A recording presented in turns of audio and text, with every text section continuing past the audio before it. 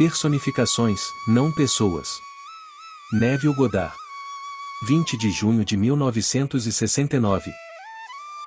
No livro de Neemias somos informados de que eles leram o livro, a lei de Deus com interpretação, e deram um sentido para que o povo entendesse a leitura. Gostaria que isso fosse verdade para os pregadores de hoje, mas infelizmente eles tomaram erroneamente personificações como pessoas e o primeiro sentido grosseiro como o sentido último pretendido. Aqui, no jornal de hoje, pediu-se a 325 estudantes de pós-graduação de 15 faculdades católicas que nomeassem seus 10 heróis na ordem em que eles são, para eles, heróicos. Sem restrições quanto ao tempo. Eles podem voltar no tempo até onde quiserem e Jesus veio em quinto lugar. Eles o veem como uma pessoa. Mas mesmo que fosse uma pessoa, ele é o quinto na ordem. Agora, estes são estudantes de pós-graduação de 15 faculdades católicas.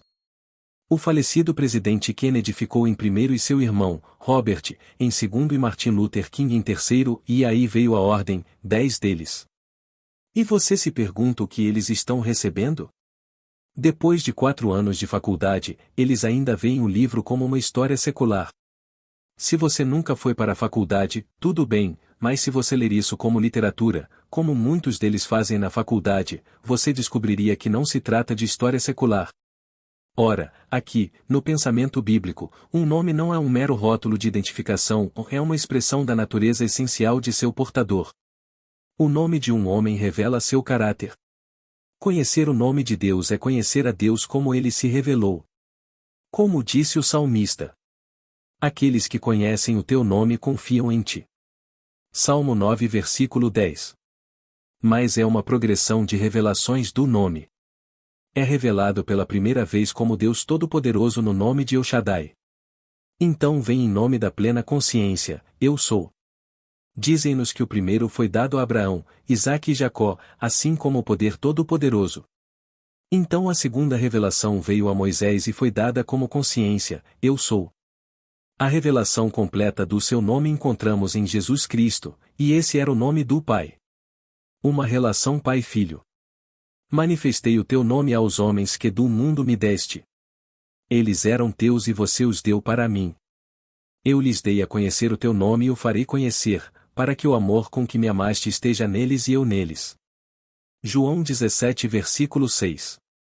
Mas agora, quem são esses personagens? Eles também têm nomes. Falamos de Abraão, Isaque, Jacó, Moisés, Jesus. Eles são pessoas? Não, eles não são pessoas.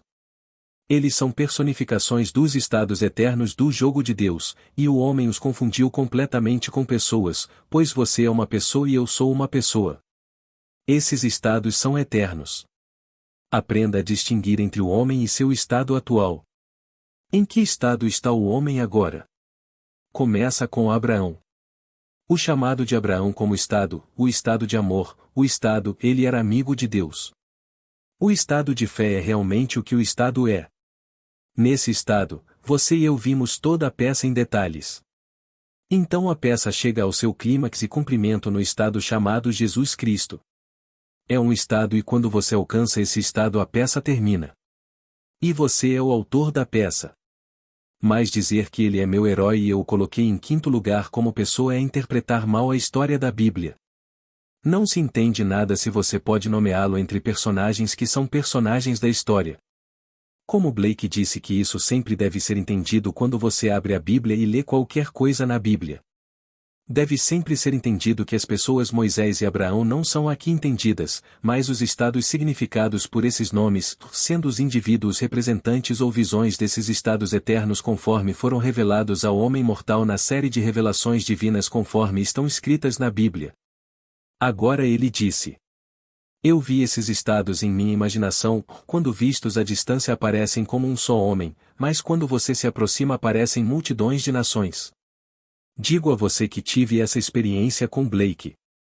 Blake nasceu em 1757 e morreu em 1827, 87 anos antes de meu nascimento neste mundo de César.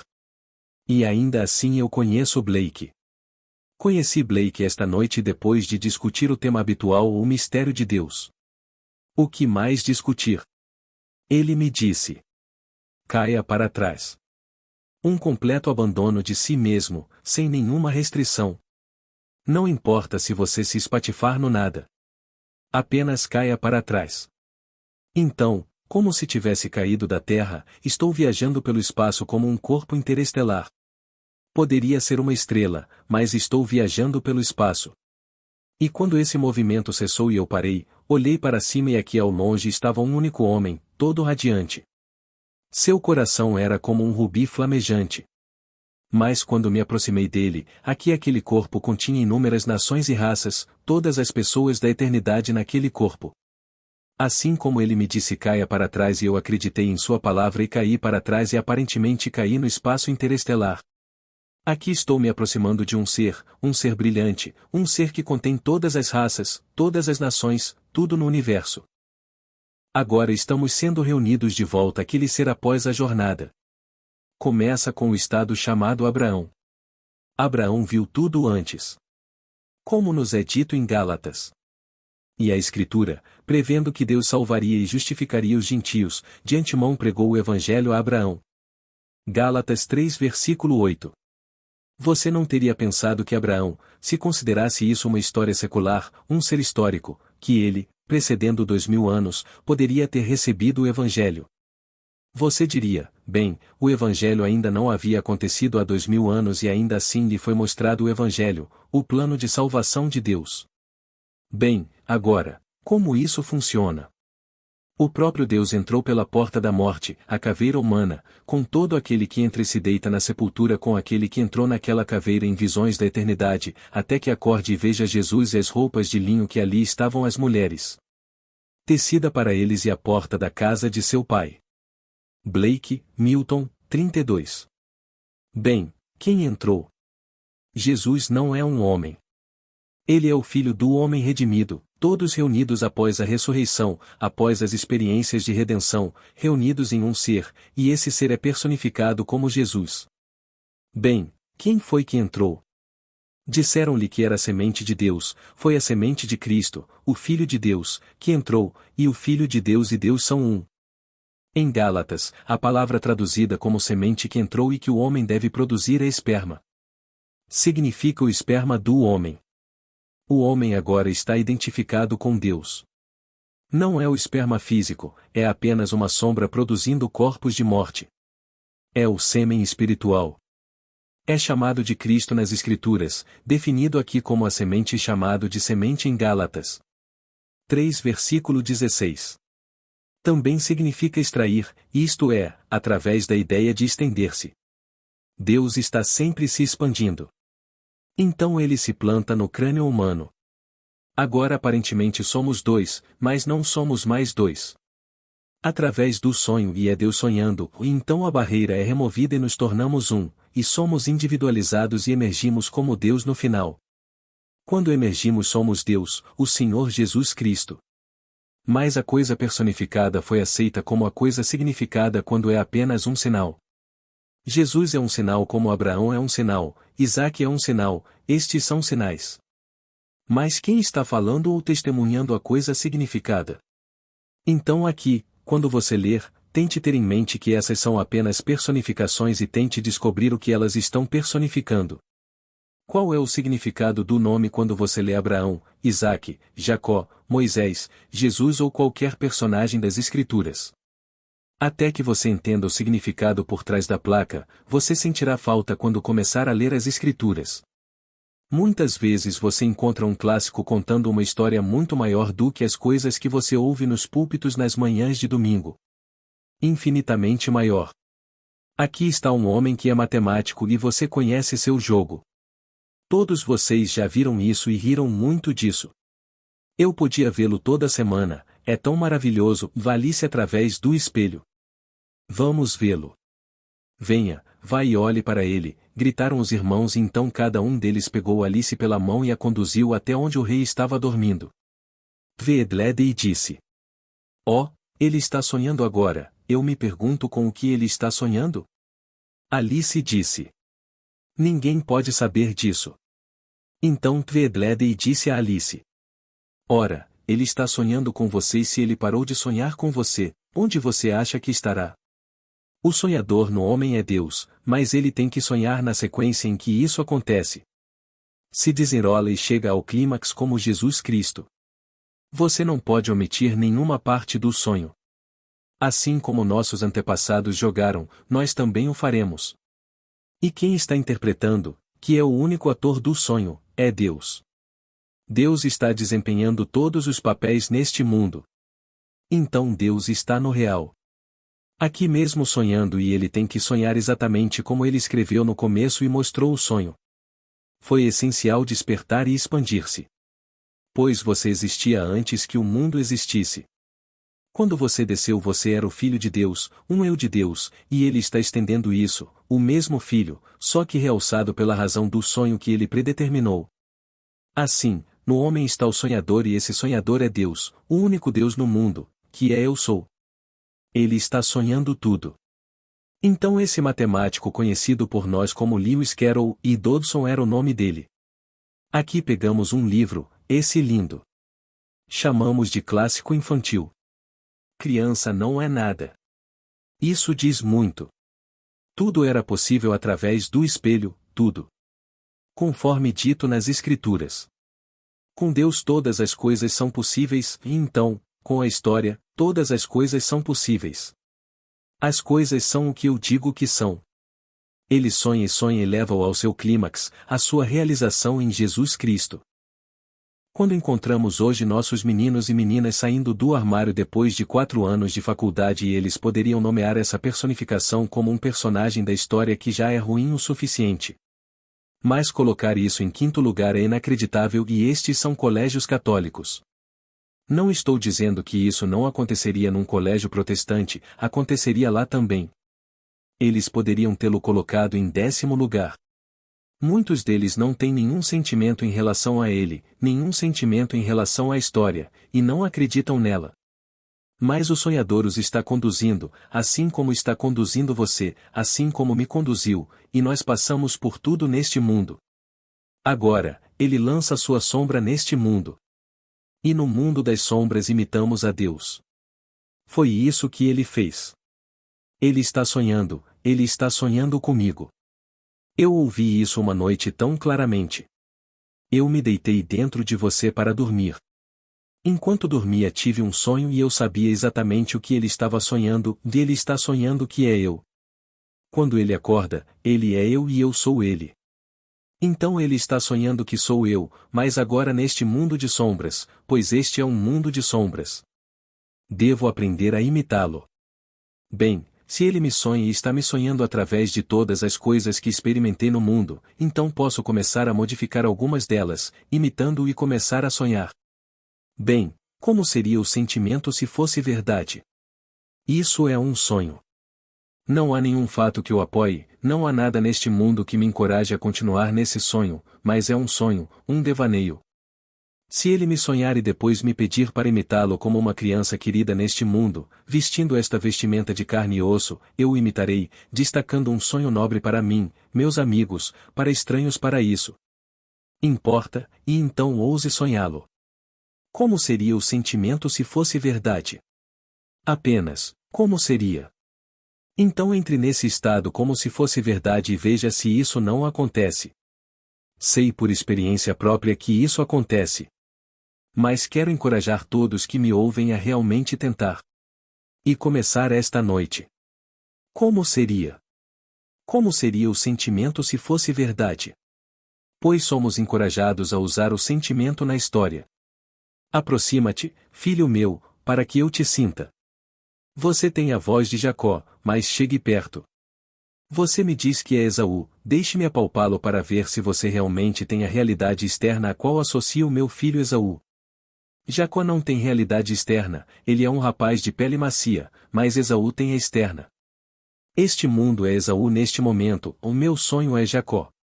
Mas devo revestir Jacó com qualidades externas e revesti-lo com todas as coisas que puder reunir para fazê-lo parecer externamente real, objetivamente real. Agora, chegue perto, deixe-me tocar você, deixe-me sentir você. Ao chegar perto, ele se sentiu como Esaú, embora a voz tivesse o som de Jacó, mas o toque substituiu o som. O pai era cego e não conseguia ver. Então, chegue perto e agora deixe-me tocar em você. O toque tem aquele fantástico senso de realidade. Eu sei que quando você está fora do corpo e está acordado, completamente desperto como está aqui, bem, você pode tocar em alguma coisa e ela não cede, é sólida, é real. Você olha para algo, toca e é real. Você conhece pessoas, você as abraça e elas são reais. Você os ouve. Tudo bem, você também pode ouvi-los em sonhos. Mas aqui você os vê, ouve, e quando você os toca, sua mão não passa por eles. Você os abraça e abraça um ser sólido, assim como abraçaria alguém aqui. Você sabe que está naquele mundo, que não é este mundo, mas é tão real quanto este mundo.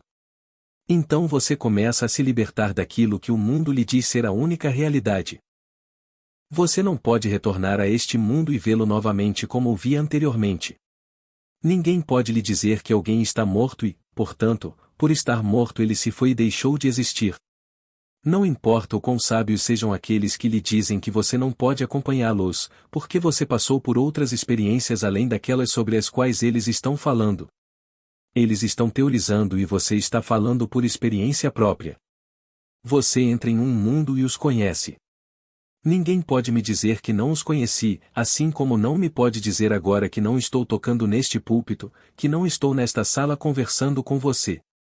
Isto neste momento é mais real do que qualquer outra coisa agora. Mas quando estou nestes mundos, eles são mais reais do que qualquer outra coisa. São sólidos, solidamente reais. Então, volte agora ao sentido do tato, pegue qualquer coisa e você consegue imaginar que poderia ser tocado?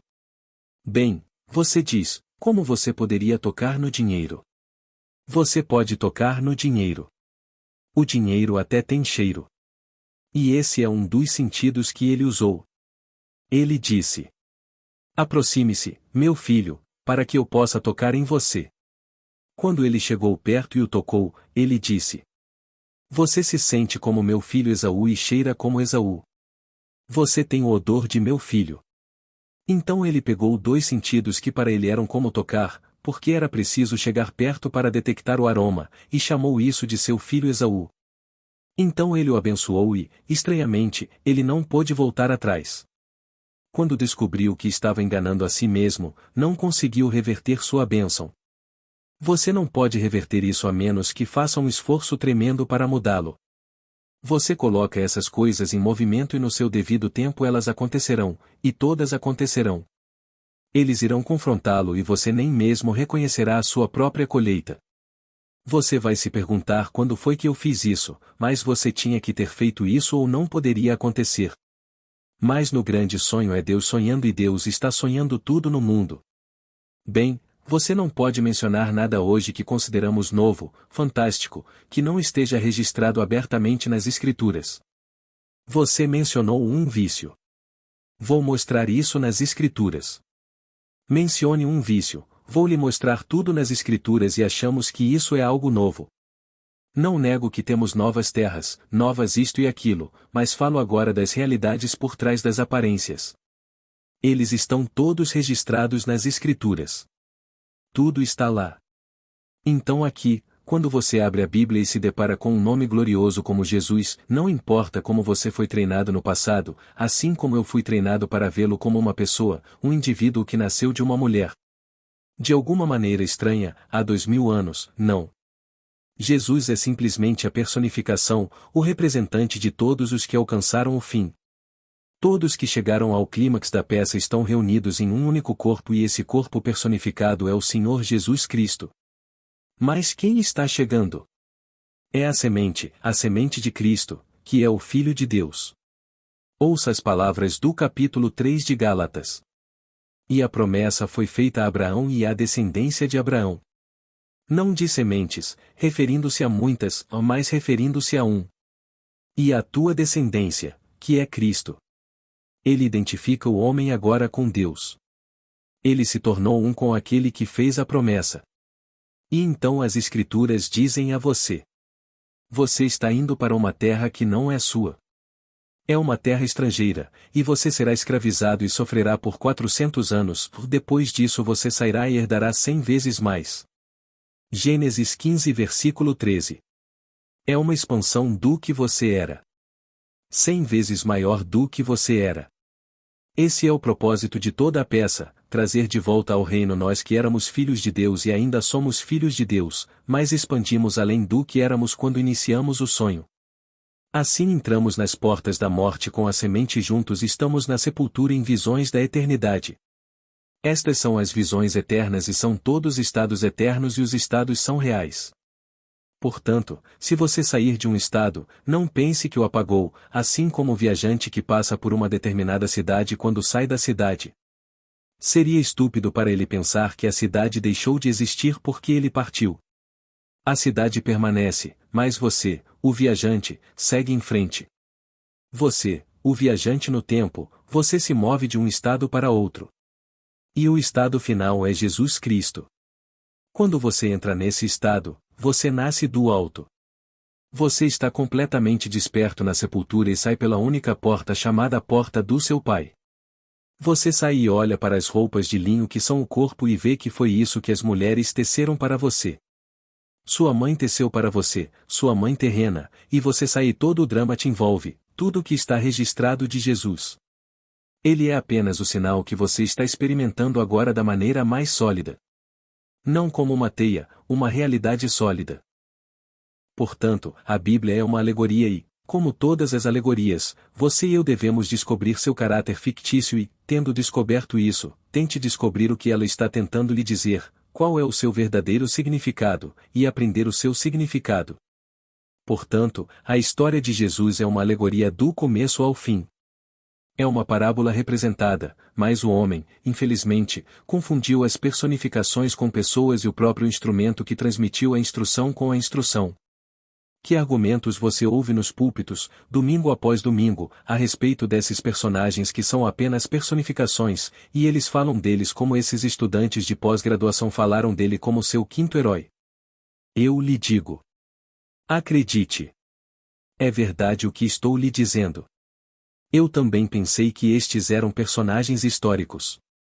Que eles viveram, como nos disseram, há 1000 anos, 2000 anos, 5000 anos e assim por diante, dependendo da idade do livro que você está lendo, mas eles não o fizeram. É uma peça que foi concebida na mente divina. Não é de composição humana, tem uma origem divina.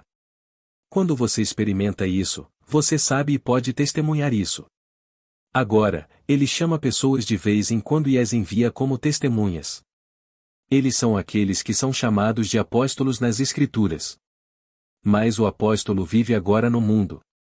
Quem é enviado deve primeiro ser chamado deste mundo.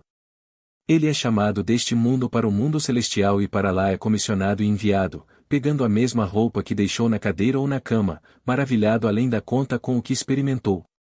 Agora ele pode testemunhar a verdade do Evangelho. Ele não apenas pode pregá-lo, mas também é uma testemunha disso.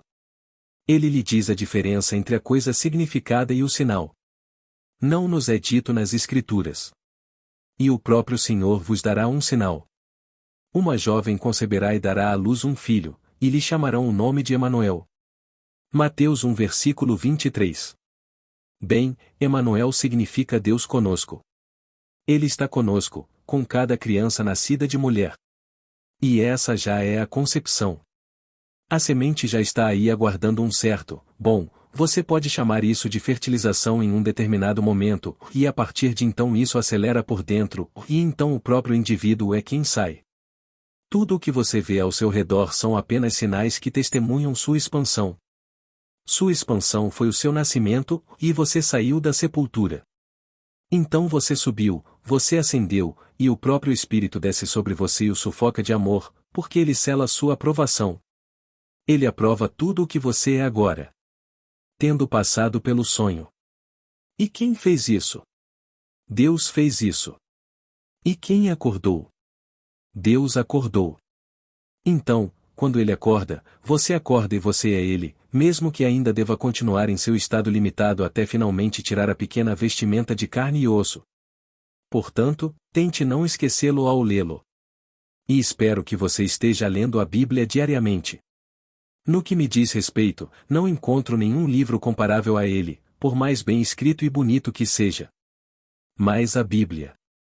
Mas você não ganha nada com ela se a ver como o mundo a vê. No entanto, se você vir isso através dos olhos do místico que experimentou as Escrituras, então saberá quem é Jesus, saberá quem é Abraão, quem é Isaque. Bem, pegue os próprios nomes. Quando você segura aquela criança, bem, quem é? Ele ri. E qual é o nome de Isaque? Ele ri. Quem foi prometido? Abraão foi prometido e a ele foi prometido o quê? Um filho. E como ele chamou o nome do filho? Ele ri. No entanto, é apenas um sinal. Isto será um sinal. Vá e encontre aquela criança enrolada em panos, e ela ri. Quando você o levanta e usa um termo carinhoso, ele ri. Então a coisa toda desaparece. Agora, vá até Moisés. O que isso significa? O que o nome do homem significa? Significa simplesmente nascer. Ele ainda não podia entrar na terra prometida porque ainda não havia nascido. A palavra na verdade significa nascer. É o antigo perfeito do verbo egípcio nascer. Então Moisés vai nascer. A coisa toda leva ao único ser, que é você mesmo. Pois tudo está contido dentro de você. Acredite em mim, eu vi um homem e o vi contendo todo o universo. Como pode um homem conter tudo? Mas eu vi. Parecia um homem à distância, e quando me aproximei desse homem, uma multidão de nações, raças e pessoas, todas num só homem. Então você entenderá a visão de Blake. Tudo o que você vê, embora pareça fora, está dentro, em sua imaginação, da qual este mundo de mortalidade é apenas uma sombra. Toda a vasta coisa é empurrada para fora. No final, você sai e você é aquele homem. Todos serão reunidos naquele mencionado nas Escrituras como o Senhor Jesus Cristo. No final, há apenas o clímax. Eu gostaria de poder contar a todos e convencê-los de que só existe um verdadeiro Evangelho de Cristo e que é este. A humanidade está redimida, não vai ser, a humanidade está redimida. Está feito. Tudo está feito. Se você está passando em direção ao clímax, isso não significa que não chegará lá. Não há nada que você possa fazer neste mundo que o impeça de chegar lá e ter a experiência, porque o drama acabou. Isso foi realizado. Cristo ressuscitou, então a humanidade foi redimida e ninguém pode se perder. Não há besta neste mundo, homem tão assustador, que se perca. Não nos é dito nas Escrituras. O Senhor endureceu o coração do Faraó. Bem, se o Senhor endureceu isso, como você pode condenar Faraó por não deixar seu povo ir? Tudo faz parte da peça. A um certo nível, você não consegue ver isso e amaldiçoará a Deus como Jó. Como disse sua esposa. Amaldiçoe-o e morra. Amaldiçoe a Deus e morra. Por que passar por isso? No entanto, Jó é a história de cada criança nascida de mulher, um ser inocente submetido ao inferno pela vontade de Deus, como foi contado no último capítulo, o capítulo 42. Então seus amigos e parentes vieram a Jó e festejaram com ele, e o amaram e o consolaram por todo o mal que o Senhor Deus havia trazido sobre ele. Ninguém mais causou isso a ele. O sonhador traz isso sobre você. Você sonha sonhos ignóbeis e esse sonhador é Deus. Ele faz tudo no mundo. Agora, você se controla bem no final. Como você está agora? Você está chegando ao último trecho, por assim dizer, e então altera a jogada. Faça-o conformar-se aos seus nobres sonhos, aos seus lindos conceitos, e sonhe-o da mesma forma que o pai sonhou durante todo o caminho ao levá-lo com ele. No final, quando ele leva você ao clímax, você é ele, não mais dois. Ele deixa todos e se apega a você, sua emanação, sua esposa, pois ele é chamado nas Escrituras de seu marido. O teu Criador é o teu marido, o Senhor dos Exércitos é o seu nome. Isaías 54 versículo 5. Assim, no final das contas, marido e mulher não são dois, eles se tornaram um só ser, um só corpo, um só espírito, um só Senhor, um só Deus e Pai de todos. Não há espaço para dois, há apenas um. Agora aqui, estamos chegando ao final da nossa sessão. Não apenas pense nessas coisas adoráveis relativas ao seu fim último, mas antes de nos encontrarmos, se nos encontrarmos novamente, você terá o mundo de César. Você tem tanta coisa que precisa fazer no mundo de César. Você precisa de casas ou apartamentos, mais dinheiro, isso, aquilo e aquilo outro. Não hesite nem por um momento em sonhar. Bem, como posso sonhar? Presumo que o tenha. Minha suposição é o começo do meu sonho. Eu persisto na minha suposição e estou persistindo no meu sonho. Embora a razão o negue e os meus sentidos o neguem, a minha suposição, embora neste momento negada pelos meus sentidos, se eu persistir, irá consolidar-se em facto. Já assisti inúmeras vezes. Isso vai se tornar um fato. Então tenha um sonho nobre. Isso não interferirá no sonho básico que está ocorrendo em você, não há razão neste mundo para que interfira, e não pode interferir. Pegue seus lindos e maravilhosos sonhos e persista neles. Apenas caminhe como se fossem verdadeiros. Tente tocá-los, dê-lhes realidade. Se eles podem exalar um odor, então tente detectar o odor. Eu tentei apenas com um odor simples e ensinei outros a absorver o odor. Certa noite, uma senhora disse: "Vou testar agora." Ela não tinha certeza se funcionaria, mas abraçou um enorme buquê de flores, rosas. Ela podia detectar o aroma da rosa. É diferente de qualquer outro aroma. Quando ela ficou completamente saturada com a sensação e o odor das rosas, ela simplesmente desistiu. Não naquela noite, mas na noite seguinte ela morava nas Torres Waldorf. Quando ia para seu quarto, aqui, ela sentiu esse aroma de rosas. Ela se perguntou de onde eles estavam vindo. Ela parou na frente de uma porta pensando que vinha daqui. Era tão potente que todo o corredor estava permeado pelo odor de rosas. Ela olhou para seu próprio quarto, a janela estava aberta e a corrente de ar era grande quando ela abriu a porta, e lá veio aquele cheiro enorme e insuportável de rosas. Ela olhou para seu quarto e viu em sua cômoda 3 dúzias de beldades. Parecia que a rainha-mãe, a atual mãe da rainha, estava na cidade de Nova York e neste enorme banquete, mais de 1000 pessoas compareceram ao banquete de língua inglesa, e ela foi a convidada de honra. Então essas lindas rosas foram cultivadas para ela e receberam o seu nome.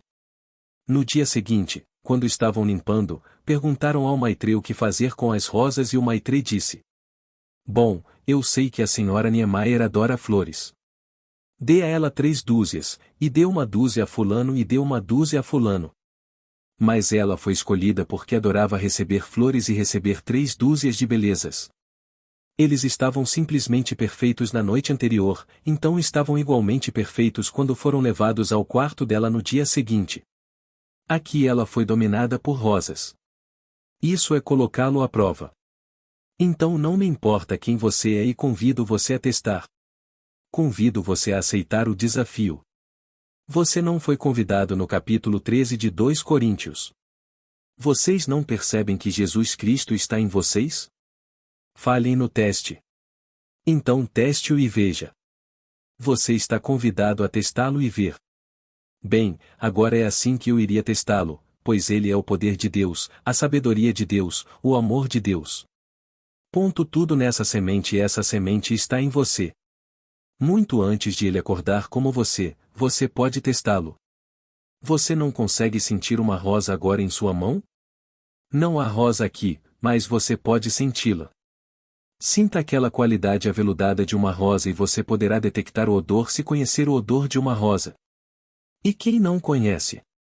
Você pode pegar qualquer uma dessas coisas e testá-la. Se você disser apenas por diversão, pois ela fez isso apenas por diversão, ela pode muito bem comprar rosas. Mas ela não o fez. Ela recebeu 3 dúzias de belezas. Então, esta noite, quando você sair daqui, faça uma promessa a si mesmo de que viverá de acordo com isso e apoie-se na esperança de que Cristo está despertando em você. Porque você não pode falhar de qualquer maneira, então apenas encoste-se nele.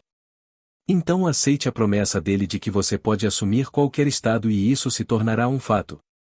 Pois essa é a promessa dele. Não é dito com estas palavras, mas é ainda mais bonito. Tudo o que você deseja, acredite que você recebeu, e você receberá. Você não pode afirmar isso de forma mais clara do que isso. Estas são as palavras de um homem desperto que é Deus, pois todo homem que desperta em Jesus Cristo é Deus. Ele não tem nada a fazer a não ser produzir a si mesmo. Se você tiver a concordância de Strong, procure a palavra que é traduzida como semente no capítulo 3 de Gálatas, e verá que é o esperma masculino da ideia de se estender. É chamada a semente e é chamada a semente de Cristo. Então, para quem está aqui pela primeira vez? E não acho que haja uma pela primeira vez. Quando você souber o que quer, construa uma cena que implique que você o tem. Qualquer cena para você que implique que você tem isso.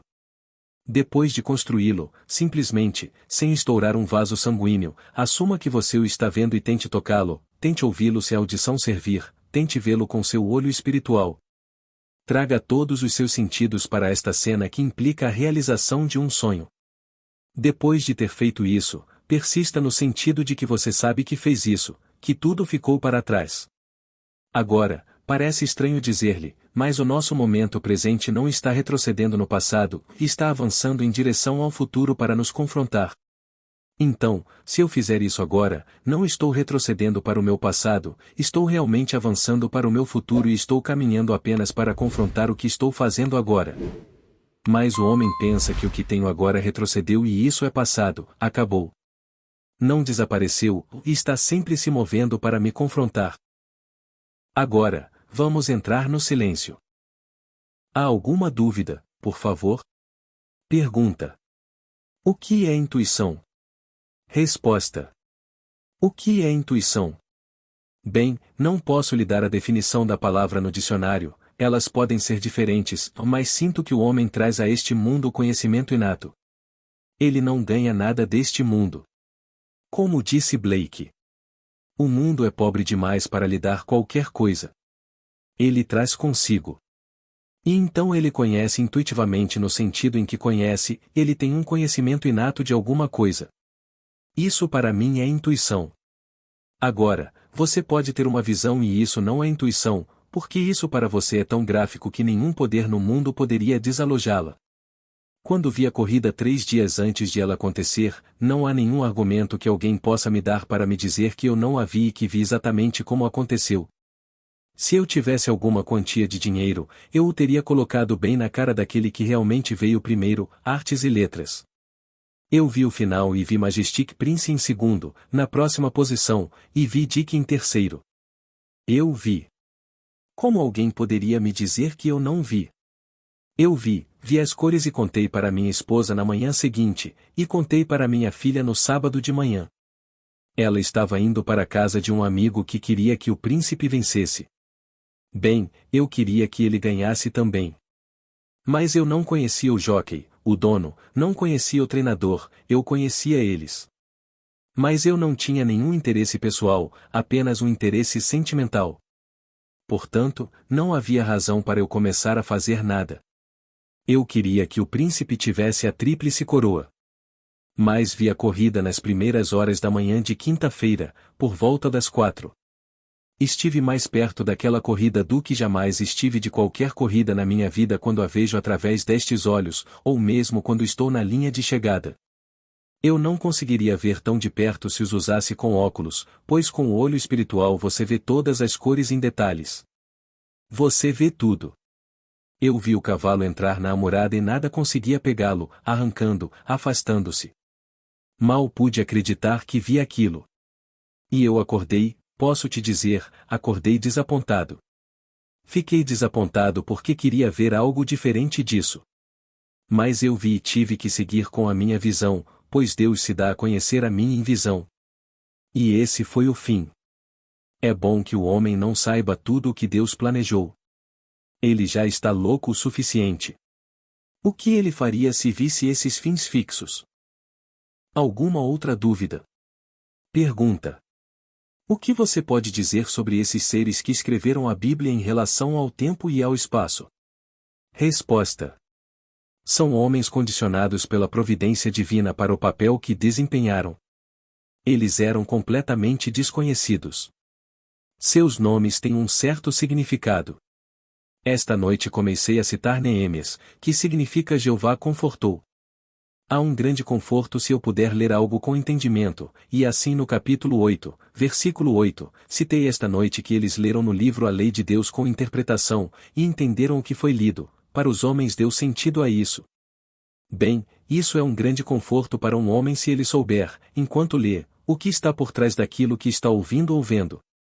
A pessoa comum que lê o livro não percebe isso, porque Jesus se tornou um homem para todo o mundo cristão e para aqueles que se opõem à fé cristã. Eles não veem o mistério por trás da palavra Jesus.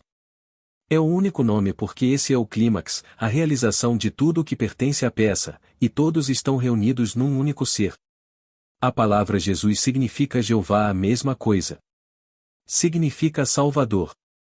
Assim, todos que alcançaram esse estado, embora todos estejam redimidos, têm que passar pelo drama, por assim dizer, e chegar ao ponto da redenção. Mas ele é redimido porque um homem continha tudo, e todos são redimidos. Não fico angustiado quando ouço falar deste ou daquele, uma pessoa adorável vai para a cadeia, tudo bem, então ela vai para a cadeia. Não estou angustiado. Só posso dizer, do que há de errado em alguém ir para a cadeia enquanto outros foram para a cadeia? Então os jornais dão muita importância se o homem que está na prisão tem pais proeminentes. Então ele consegue um espaço grátis, um anúncio. Ele não difere dos outros presos. Pergunta: durante a vida de um homem, quanto é predestinado e quanto não é? Resposta: as coisas fixas relativas ao drama são todas predestinadas. No mundo de César, você e eu temos um talento e podemos exercitá-lo. Sua experiência maravilhosa que você me escreveu na semana passada, eu acho perfeitamente maravilhosa. Quando você percebeu, depois de tentar afogar este em uma jaula, que você mesmo estava na jaula. Não há nada de errado com isso. Simplesmente um estado. Tentando abrir mão ou se desfazer de um estado. Você não o abandonou completamente, porque ele ainda estava vivo. Mas você se reconheceu nisso. Acho que a sua outra sobre a criança é perfeitamente maravilhosa. Um maravilhoso esboço do evento. Você queria aquele filho de todo o coração e sabia que era seu. O número 7 é significativo, pois o 7 significa uma experiência espiritual. 7 é sempre espiritual. Então gostei imensamente da sua carta. Até segunda-feira. Obrigado.